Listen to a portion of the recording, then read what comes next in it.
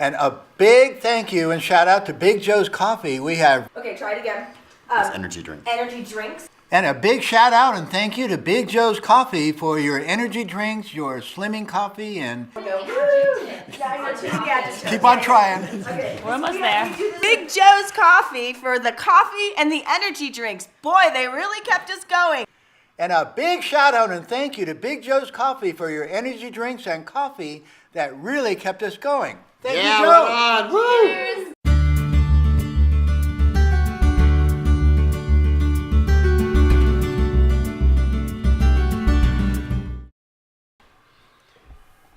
Too many singles tell themselves that they have to settle, that what they really want isn't realistic or isn't available. They won't be able to find it.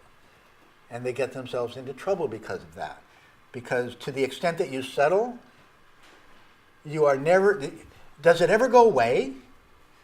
Does it ever change? No, you're always going to be aware that this isn't what you really want. And so it is not worth it.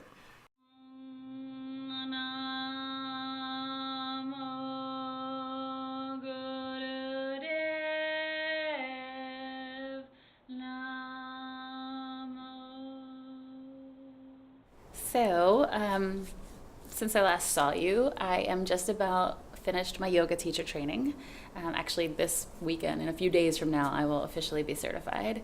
So that's been an amazing journey. I feel like I've been doing a lot of introspective work and kind of like in this place of really looking at everything in my life. From the top down, the bottom up, all around, friendships, work situations, living situations, and really practicing the conscious communication and getting clearer on my boundaries and my wants and my needs and requirements, and just kind of, I feel like I'm kind of in this little flow. Well, you've made it through the program. You survived. So what has it been like for you to go through this in the sort of condensed amount of time that we've put it into? It's been interesting. It's been fun. It's been challenging. It's been overwhelming. It's been exciting. It's also helped me just in general in life, as you know, like I said, I'm really examining everything. And I'm really examining my communication skills with friends, with coworkers, with strangers, and learning how to say no or say yes or be clear. Before, you did not say this, but the next time around you did. You said, I'm clear about my boundaries and how to enforce them to get my needs met. Yeah. That's a big one, isn't it? That is a big one. Yeah. That's been really interesting in that, wait a second, okay, this isn't okay. And again, it's gonna, there's gonna be challenges when it's being put to action, when I'm actually testing in the moment, it. right? In the moment. Absolutely. There's gonna be challenges. And that's why I'm here. Yes. Because I'll help you decompress all that. Yes, but I feel a lot stronger now about boundaries, about getting into relationships that aren't right for me, about jumping into a mini marriage, about getting caught up in the infatuation trap, about getting caught up in the package trap, about getting caught up in the rescuer trap. I've done so many of those traps, and now there's these buzzwords in my head. You're in my head, and David's in my head, and it's getting crowded in there, right? Yeah, a little crowded. It was okay. I had other voices I was able to let go of, so you guys just took the place of those voices. I want to be treated like a lady. I want to be courted. I want to go out. I want to dress up tonight. I want to go somewhere fancy tonight. I want to be respected. I want to go dancing. Yeah. I want to put some high heels on and go somewhere where we have to wear a dress and a nice suit or pants suit or whatever, which are things that I've never said before and settled for sitting on the couch watching a movie. I think the right person is just going to fit in. And that's why when someone says they're too busy, to me, that's an automatic, okay, because I don't believe in being too busy. I believe that you can make the space to do anything you want to do. And so if busy is the reason, then that's an excuse, because you can make time for somebody. Before you said, I'm living the life I want as a single person. Yeah. But now you didn't check that box. Because honestly, I don't want to be a single person. Yes, but sometimes we put our lives on hold, waiting for someone to be able to live the life that we want. I did that for a long time, and so it's not like we want you to live your life whether or not you have somebody in your life. Okay. Like, don't wait for somebody to do that. I know why I check that, and it ties back to the career and all of that. I'm not living the exact life I want as a single person because I want to get my career in order. I want to get my finances in order. I want to be able to I want to have more freedom as a single person. As a single person, I don't want to be spending every waking hour working, in some form of capacity. I've clearly defined guidelines for sexual involvement that I adhere to. You checked that before, but you didn't check that now. And I think that's just because, before I had... There's been no sex life. I have had, So no guidelines needed, really, right? The only guideline I've had for like the past 6 years is, about every 10, 11 months, you got to find a suitable sex partner to have an orgasm and get over it, and then back to the no sex. Right. I guess I didn't check that because that was one of the things coming up in one of these workshops, just about one of these worksheets. Your relationship plan? Yeah, about the relationship plan and and we're still talking about that. Right, and what is your strategy behind that? Right. So it doesn't have to be an amount of days or a number of things. It could be, I need to feel safe. Yeah, and I need to feel respected. And we talked about that after I filled this out because I was getting caught up in the okay, how many days does it have to be, or how many months, or what part of the committed exclusive relationship, I need to have this I don't know, I have to have this note card in my wallet of wait, let me check it. And so after our session the other day, I feel more clarity around that of no, you can enter a sexual relationship when you're feeling supported, when you're feeling loved, when you're feeling respected, when you're feeling like your requirements are in line, when you're feeling like you're moving into that or you're in that committed. You can make your own little checklist part. if you really want to. And I guess there's a lot of subtle changes that have happened since the beginning. But I think the biggest change is the way I look at relationships. The way I'm looking at this male-female dynamic, the awareness that I have around it. I find myself still getting in a lot of conversations about relationships with strangers, with Uber passengers, with, overhearing somebody, not that I butt into people's conversations about relationships, but I feel I'd love to try it out. I'd love to try out everything I learned to see if I really know what I'm doing, but I feel like that I have more tools than I had 9 months ago whenever, we started. I feel like I have more tools to maybe handle's not the right word in a relationship, but I feel like I have more tools to navigate the ins and outs. Balance is key for you in so many areas of your life. So key. And so it's about focusing on those things. I know yoga brings you balance, right? And meditation brings you balance. So if balance is the theme for 2017 moving forward for you, it's about choosing things every day that help bring you balance. And in all and areas. Choosing the right things, because then there's sometimes I get really hard on myself, I wasted 3 hours doing X, Y, and Z when I really should have done B. We talked about the procrastination with the networking event that I should have, that I couldn't, that I was invited to. It was a perfect opportunity to reconnect. Right, so procrastination is just another form of fear. Yeah. Right? It's just another thing that's a trigger, it just flags fear. So there's something there that you were fearing. So if you're avoiding something or procrastinating on something, I would dig a little bit deeper for yourself, or call me and say, hey, I don't know why I did this, but I need help understanding what the hell I just did. And understanding what is it you're fearing. Because I think We talked about this. There's fear of success, fear of the unknown, and fear of failure. And those are the three biggest fears that most people come up against. And I think you are like looking at all three of those right now. So what do you think is going to be your biggest challenge moving forward and getting in achieving the relationship that you want? What's the biggest challenge or hurdle? I think that the biggest hurdle for me is just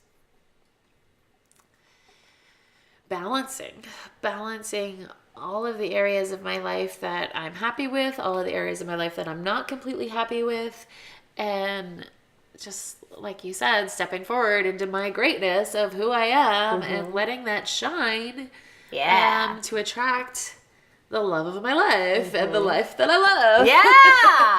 I was looking for love in all the wrong places, to use a cliche. You know, I was looking for love, anyone, anywhere, and I confused sex with love. I jumped into these relationships thinking, you know, I was going to be the one to change them. I was the one to be the one he was going to fall in love with, you know. And that's just dysfunctional in and of itself.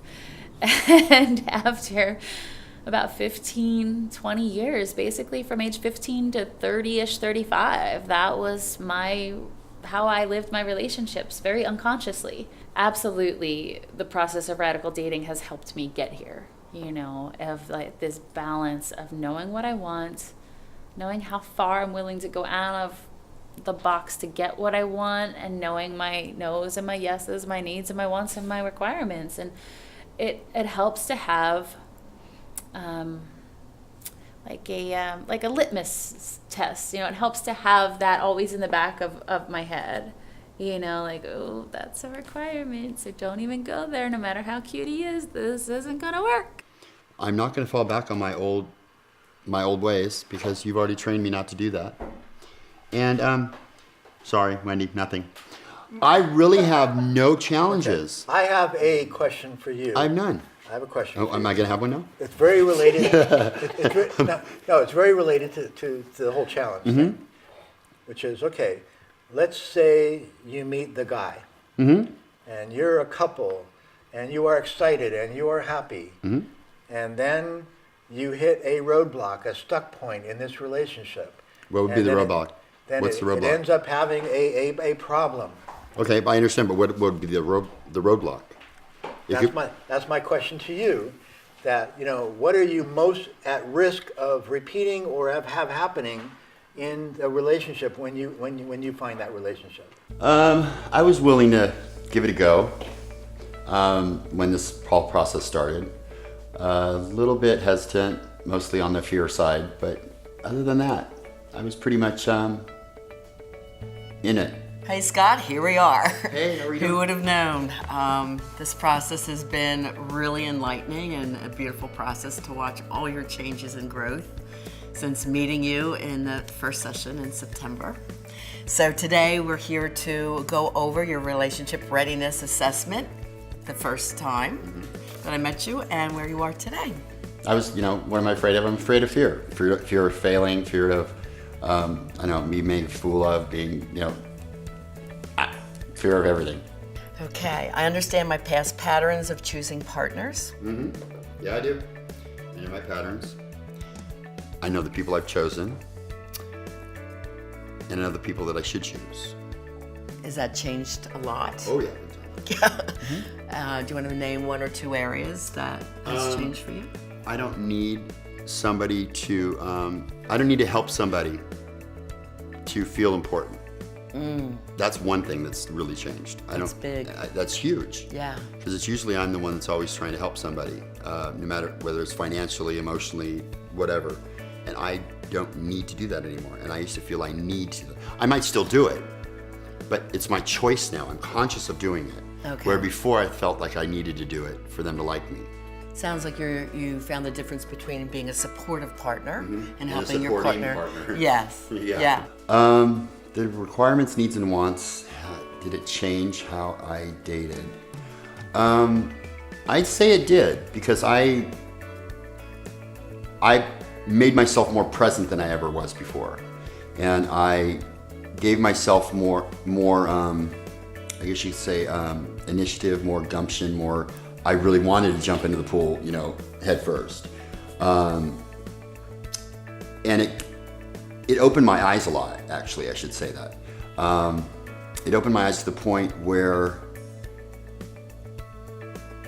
I actually gave somebody else a chance that I never thought I would have given in the first place, if that makes any sense. So because of those needs and wants, and I noticed those, I jumped full force and I got what I wanted.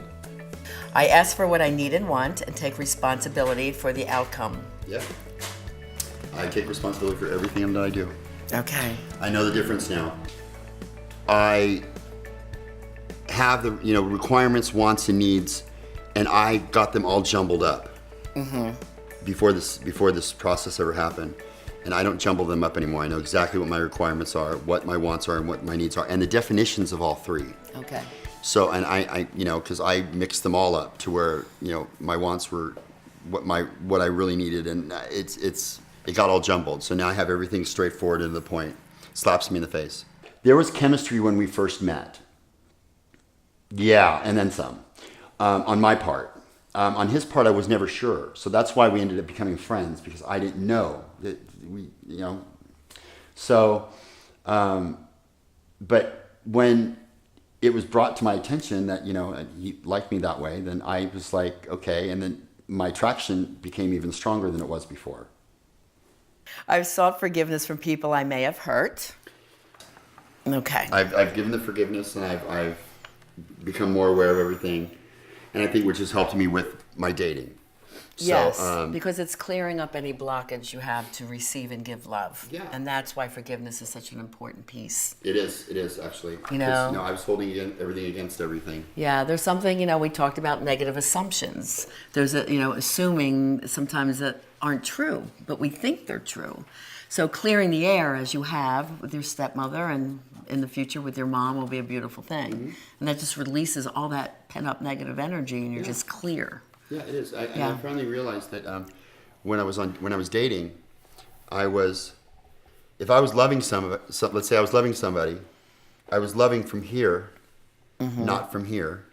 So I was loving on what I thought was loving somebody, but consciously now I'm so aware of everything, is that it wasn't coming from my whole being. heart. It was coming Yeah. from just one section of like my brain, and it's really nice going into something so open and so like, you know, out of my box, out of the box. The whole process is, it's about radical dating, but it's more on the lines of how you are, how you are within yourself, how in tune you can be with yourself. It's the whole thing. I mean, it helped me in every aspect of my life, but it really helped me with becoming attuned with who I am as a being. Hi everyone, it's nice to be with you here today. My name is Millette Evans and I have developed a new website called Bevy Life. So a lot of people ask me what and who is Bevy. So if you look up the definition of Bevy in the Webster's Dictionary, you will find that it says a group of people that are alike or of similar kind. So that is why we chose Bevy as the name of our group on our website, because this is specifically designed for singles in the target range of 40 and up to be able to connect with people of other groups in the 40 up age range. Yeah, I thought it was really great to meet Millette when she was here talking about Bevy Life.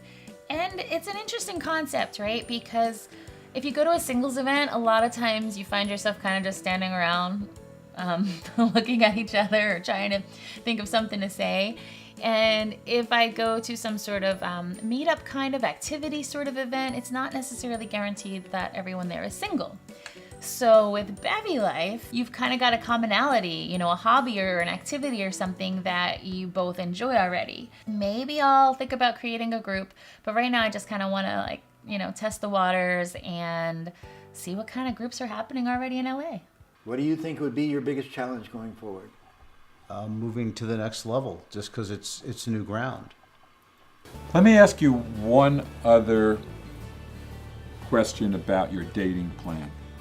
I like your dating plan. You've got your 1 hour per day with online dating. That's going to result on average of 2 dates per week. And I love your assessment process, and that you're weeding out people up front that aren't right for you, and then you're looking to see on each date whether to continue. Okay? There's another step here. At some point, you need to become exclusive and to go deeper into the testing process. I'm dating one person, very happily. Started off slowly and had a nice progression. It impacted me in many positive ways because it gave me a lot of insight into understanding things that were important to me, positive direction, and the possibility of really great things in my life and my future.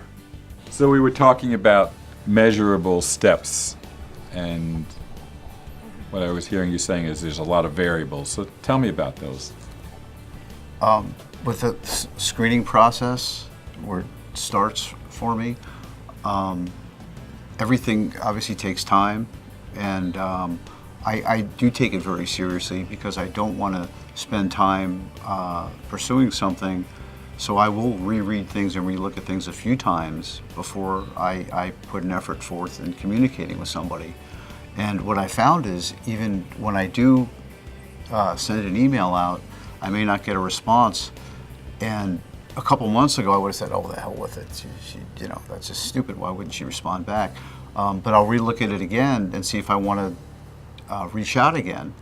And many times, that's what it takes is a couple of communications. It was very hard to find, and it's interesting because there are times when you feel like, oh God, another date, and you want to be optimistic, but sometimes it's just that side of your brain is telling you, okay, well, go, you're going to go through this again. Let's see. You want to be optimistic, but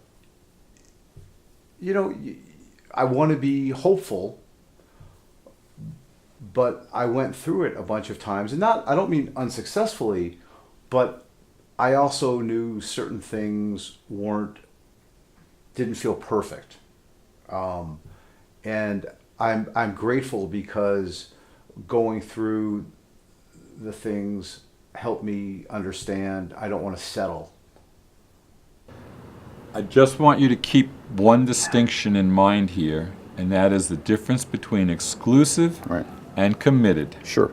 So this is a time when you've tested, and it's like, this looks really good. I don't really see anything getting in the way of my requirements getting met. She has similar requirements to me, so our requirements seem to be matching up, and our functional needs and emotional needs seem to be meshing, and mine are being met. Hers look like they can be met. Now is a time to become exclusive. I'm no longer on online dating. I'm no longer having other dates. She and I are gonna only date each other. There's no commitment there in the way that we radical daters use the word commitment. There's an agreement to not date other people, but the testing has to go on. You have to. This is an opportunity to continue to test, so that deep feeling of, yes, this is the love of my life. This works.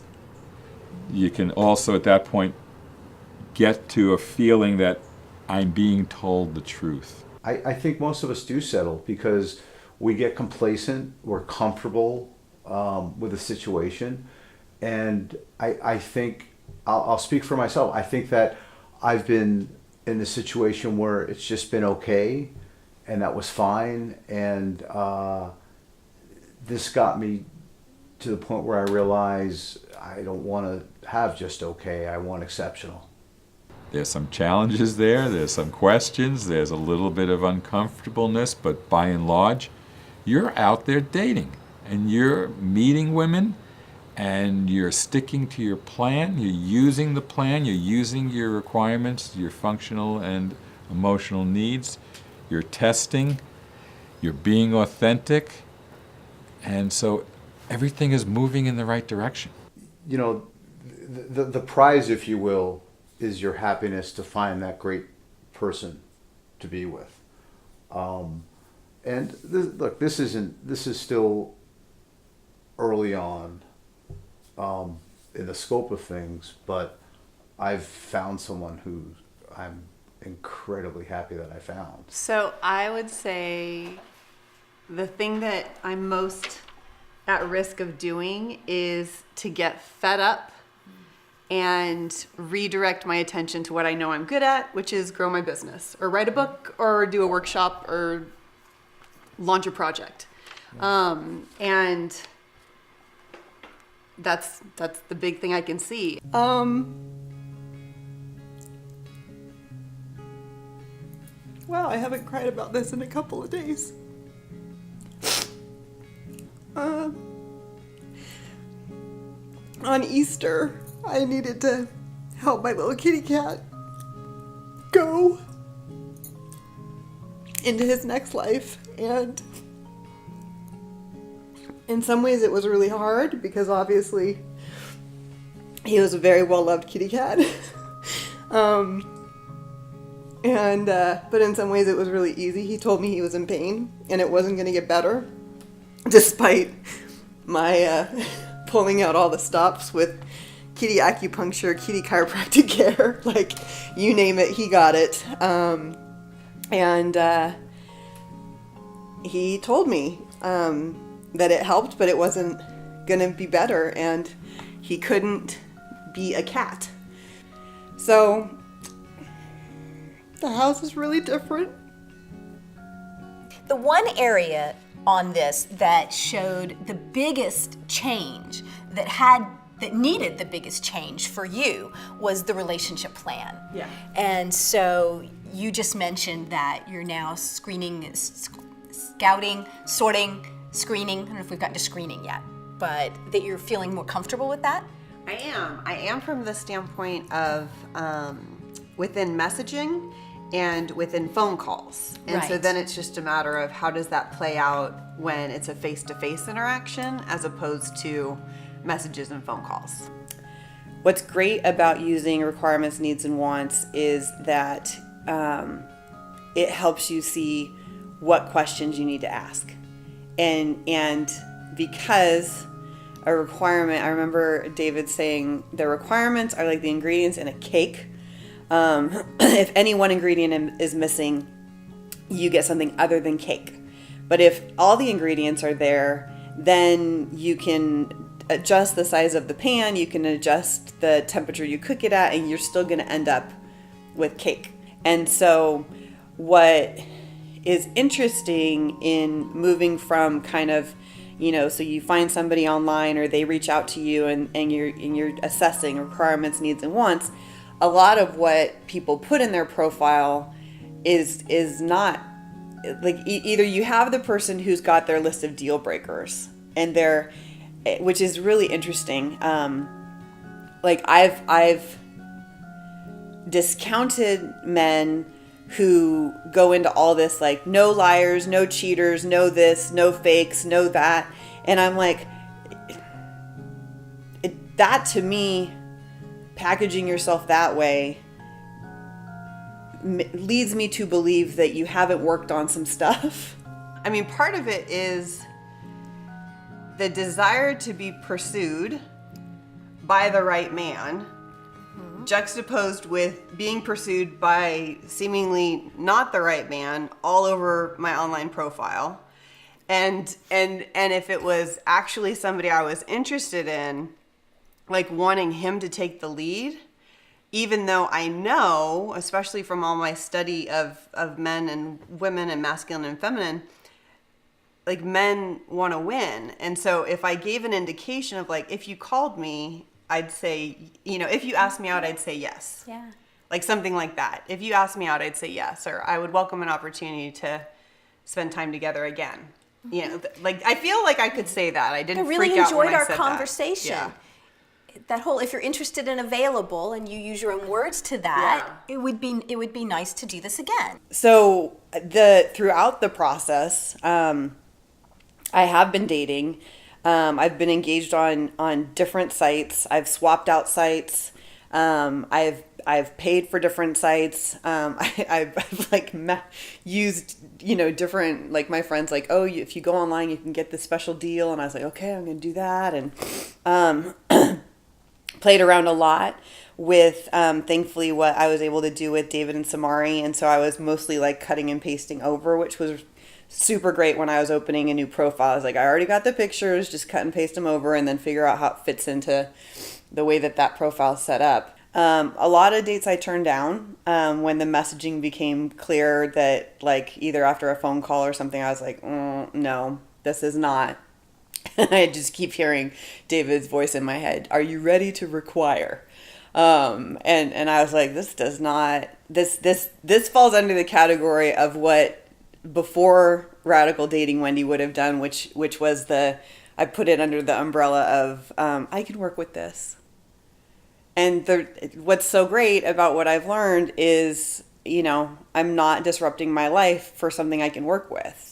I will happily disrupt my life for somebody who can enhance it. So yeah, What stops you from applying it? What stops me from applying it? Like I said, when David asked us, like, what would get in the way of you finding lasting love? And I was like, some amazing opportunity professionally that I would feel more equipped to and more excited about than some of the frustrations that come with dating. Where I feel like there's going to be a release of energy that's been allocated to one thing that can be reallocated to something else. But then often what happens, and I know this having taught for 10 years now, is I think that all this energy is going to get freed up, but sometimes I just go into this mode of like, I've been working really hard. I need to take a break. And so this is the one arena where I'm like, you can't take a break on this, Wendy, because if you just decide, to like if this all ends up in a pretty binder and a series of pretty journals, I'm not going to have what I want. And for like the other piece I remind myself of is I can't mess this up. Like if for the right person, I'm going to have a different bandwidth to be willing to accept who they are now and what had them become who they are now. And whoever chooses to be with me is going to do the same for me. So you've got all this momentum. You've learned all this stuff. This is exciting. Yeah. Now is, well, I was going to say the fun part. But you clench when I say that, though. Your body language just so changes when I say that. The fun part, getting out and having some conversations. Here's what's happening. Now I know what's happening. What? So it's outdated. It's outdated. It's like the part of me that like clenched, braced herself, forgot that I have all this. That's what it is. Yeah, I would definitely say dating requires a whole different type of vulnerability, because if I'm in front of a class or giving a presentation or leading a workshop or a Moon Circle gathering, there's still this separation because I'm viewed as the leader in the exchange, and that's not what I'm looking for in my partnership. I'm looking for more of the dance where I'm looking for somebody who I want to take the lead. Like I want them to take the lead. I don't want to take the lead. I take the lead in a lot of areas of my life, and I want my relationship to be a place where it's like I will follow him. I will happily follow him. And you need to have chemistry with the person you're with. Otherwise, you won't feel physically attracted to them after a while. You can bond with them. You can attach emotionally. But you want to be physically excited. It's your body wants that person. That's what physical chemistry is. Most of us want that experience. And you can have that experience. That's part of believing you can have it all. Do I have to settle for the perfect package except no chemistry? No, you don't have to settle at all. You can have all your requirements met and you can have chemistry. Can chemistry develop over time? Yes, but you roll the dice. The fit is everything. It's like if you go to the store to get a coat. There's a whole store full of coats. You try on coats. You could walk home with just about any coat in the store that kind of fit. But you're looking for a coat that feels good on you, that looks good on you, that's a good fit for you. If you buy a coat that you don't feel totally 100% good about, when you go home, every time you wear that coat, you are going to be aware, yeah, it's an okay coat, but I wish I had something different. So in dating and relationships, it's pretty much the same thing. As much as we don't want to admit it, if we settle, we never let go. We are always aware that this isn't exactly what I need or what I'm looking for. Okay. Yep. And you're gonna look right into the camera. Okay. Oh dear. God. Okay, ready? 1, 2, 3. Are you ready for dating?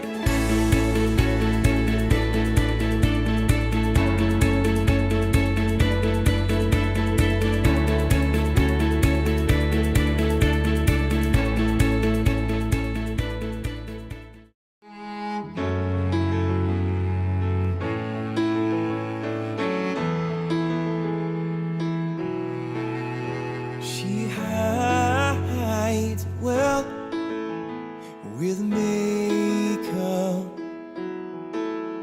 She tries to lie. She's too good for that.